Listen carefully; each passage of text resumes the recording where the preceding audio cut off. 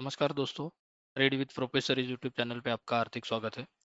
जैसे कि कल हमारा डिस्कशन हुआ था, निफ्टी अगर गैप अप ओपन होकर यहाँ इस ट्रेंड लाइन के नीचे अगर रोज मतलब यहाँ पे ओपन होती है और यहाँ को ट्रेंड लाइन को रेजिस्टेंस ट्रेंड लाइन को अगर ब्रेक नहीं करती है, तो हमने ये कहा था कि ये डाउनसाइड की तरफ 25300 का टारगेट रीच कर सकती है और एग्जैक्टली निफ्टी ने वही किया है। और पिछला जो सपोर्ट, अच्छा खासा सपोर्ट निफ्टी लेकर चल रहा था, तो वो पिछला सपोर्ट पूरा ब्रेक कर दिया है। और डे के कैंडल के ऊपर आप देख सकते हो, तो डे के कैंडल के पूरा क्लोजिंग जो है, और ये जो गैप फिलिंग का प्रोसेस हमने बात किया था लास्ट टाइम, ये गैप फिलिंग का प्रोसेस यहाँ पे कंप्लीट हुआ था, लेकिन ये फिर से एक सपोर्ट जोन की तरह काम कर सकता था, लेकिन इसने आज पूरा ब्रेकआउट कर लिया है। मतलब इसने अपना जो ट्रेंड जो है वो कंटिन्यू करने का सोचा है। तो फिर कल निफ्टी में हम कैसे ट्रेड प्लान बना सकते हैं या फिर निफ्टी में ट्रेड कैसे ले सकते हैं, ये हम देख लेते हैं।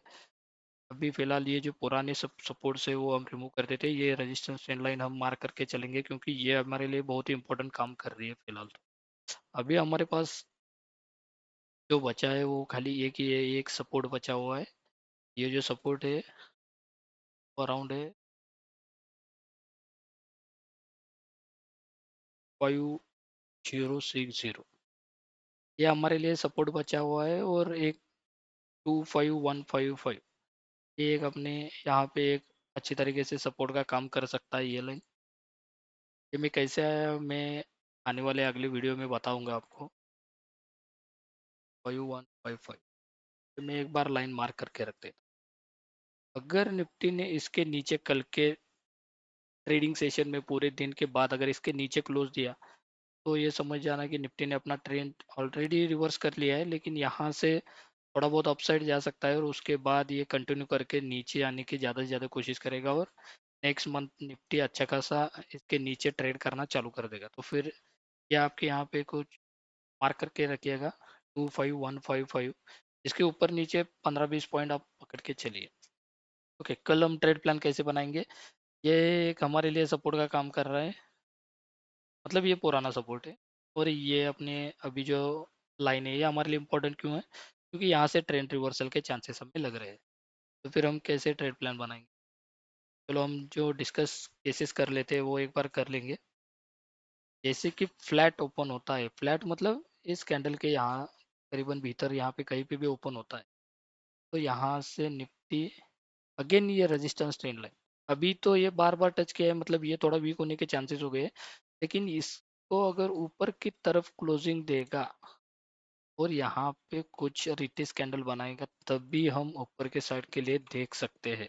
या फिर इस यहाँ पे आप देख सकते हो 75 मिनट में क्लोजिंग नीचे ही दिया है, यहाँ पे टच नहीं किया है, तो डाउनसाइड कंटिन्यू कर रहा है। यहाँ पे फिर भी यहाँ पे ऐसे हो सकता है, यहाँ से यहाँ तक जाएगा, फिर से यही आएगा नीचे और इसको टच करके फिर से यहाँ से नीचे, मतलब यहाँ तक आने का चांसेस है, जो कि है 25155। एक आप टारगेट लेके चलेंगे और 25060 और 25000, ये जो है वो लॉजिकल साइकोलॉजिकल सपोर्ट रहेगा, वो एक सपोर्ट अपने पास अवेलेबल रहेगा। तो फ्लैट केस में यही है बनेगा।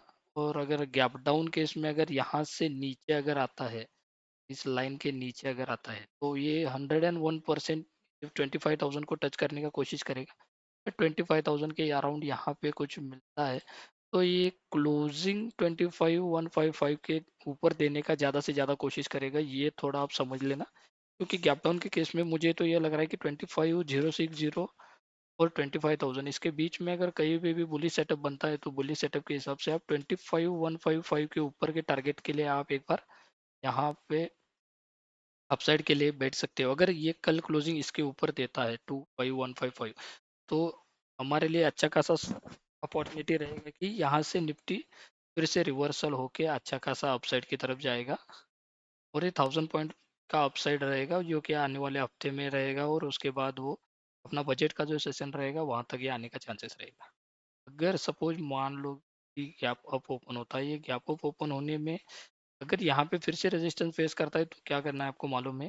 सेम यही कंडीशन की मैं बात करता हूँ। फिर इसे यहाँ पे अगर रजिस्ट करता है या फिर यहाँ से फिर से एक रिटेस कैंडल बना के यहाँ से रजिस्ट करता है, तो नीचे की तरफ, या फिर गैप अप होके तुरंत अच्छा बुलिश कैंडल एक बड़ा अच्छा वाला ग्रीन कैंडल ऊपर की तरफ बनाता है और 75 मिनट में यहाँ पे रिटेस्ट करके यहाँ से ऊपर क्लोजिंग देता है, या फिर इसको टच नहीं करके यहाँ पे ऊपर कैंडल बन जाता है, तो फिर यहाँ से यहाँ अपसाइड की तरफ हम जा सकते हैं।